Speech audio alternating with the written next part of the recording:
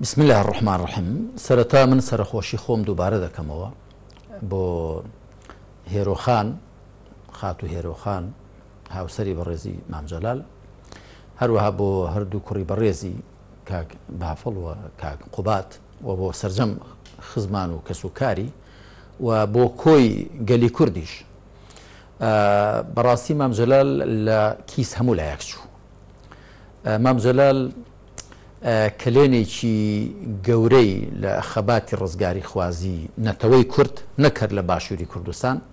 لە پارچەکانی دیکەی کوردستانیش گرتبوو و ڕۆڵێکی گرنگ و بەرچاو و کاریگەری جێڕا هەوراز و نشێوی زۆری بینین بە تایبەت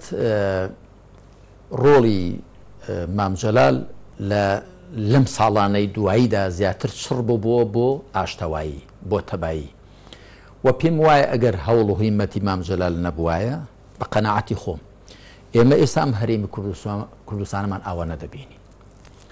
پێم وایە دان بە خۆداگرتنی مام جەلال و خاچێتی و لێبوردەیی و چوونە پێش و دابەزین لە هەندێک لەو شتانە ئینسان پێویستە لیان دابەزیە بۆ گەیاندنەیەکی لایەن ناکۆکەکان ئەگەر ئەوە نەبووایە ئێمە سام واقعمان نەدەبینی. بۆیە من پێم وایە خەڵکی کورد بەگشتی قەرزداری مام جەلالە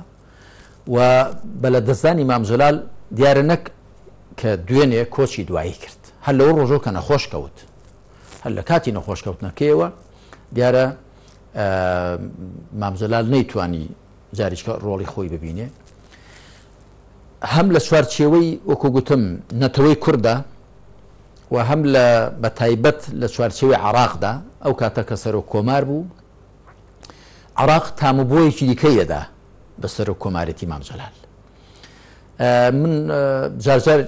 دارمی 4 ساڵ لە ئەنجومەی نوێران بووم لە عێراق جارجارێک دیمان دەبینی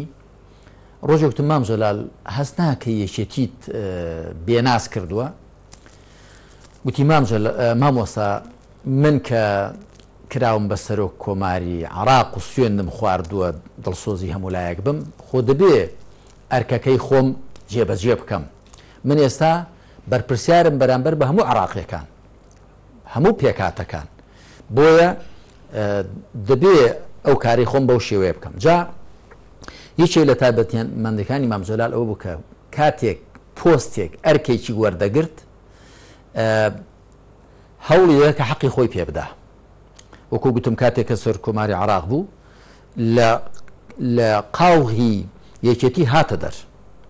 خەڵکی دیکە هێنا و نیشانێکی گەورەی دەخرێتە سەر بەڵام هەر لە قاوغی گشتەکەی پێشەیدایە بەس مام جەلال کەوری خۆی فەراح کرد عەقڵ و دڵی خۆی فەراح کرد. من ئاگادار بووم کە ئەو کاتە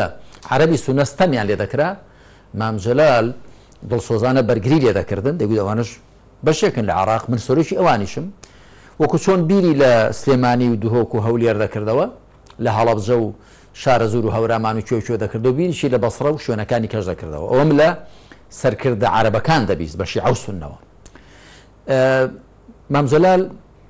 تایبەتمەندێکی دیکەی پیاوێکی بە سەماحەت بوو لێبوردە بوو دڵگەورە بوو ئەلبەتە من لەگەڵیدا بیرەوەریم زۆرن کە خەڵک بە زۆر قەرزداری مام جەلال بووە بەڵام کە داوای لێکراوە تەکلیفی لێکراوە و لێبوردن و بەخشینی پێوەکو ئاو خواردنەوە بووە. سیفەتێکی مام جەلال کە زۆر پێویستە بۆ سەرکردەکان بریتی بوو لە خاچێتی. مام جەلال بوو بە سەرۆک کۆمار بەڵام هەر مام جەلالەکەی جاران بوو هەڵسو کەوتی لەگەڵ خەڵکدا مامەڵەی ڕەفتاری لەگەڵ خەڵکداوی کەم خۆم لێم لە نزیک و لێم لە مسکردووە نەگۆڕا واستە پۆست و مەقام مام جەلالی نەگۆڕی و لە ڕاستیدا سەرۆک کۆمارێتی بە کاتێک کە مام جەلال ئەو ئەرکەی پێش پێدرا مام جەلال سەرۆک کۆمارێتەکەی جوان کرد نەک سەرۆک کۆمارەتی مام جەلال جوان بکە. سیفەتێکی مام جەلال ئەوە بوو کە دەیویست کە هەوێنی تەبایی بێ ئەلبەتە هەوێنی تەبایی کاتێک ئینسان دەتوانێت بێکە دابەزێ لە شتەکانی خۆی دەبێت دەست هەڵ بگرێت لە هێندێک لە تایبەتمەندیەکانی خۆی لە هێندێک لە مافەکانی خۆی بۆی بگاتە ئەوانی دی کە لەو بارەوە دارە هەڵوێستەکانی مام جەلال دیارن و بۆ خۆی زۆر شتی بۆ من باس کرد و جێڕاوەتەوە و هەموو خەڵکی دەزانێت. بۆیە من پێم وایە کە ئێستا پێویستە هەموو ئەوانەی کە خۆیان بە پرز دەزان لەم هەرێم وڵاتی ئێمەدا هەوڵ دەین بە هەوڵ و هیمەتی هەمووان ئەو کەلێن و بۆشایی مام جەلال بەجێهێشت و پڕیکەینەوە. هەندێک کەس تەسریحی هەڵەی دەدا، هەنگاوی هەڵەی دەنا مام جەلال بۆی چاک دەکرد، بۆی پینە دەکرد.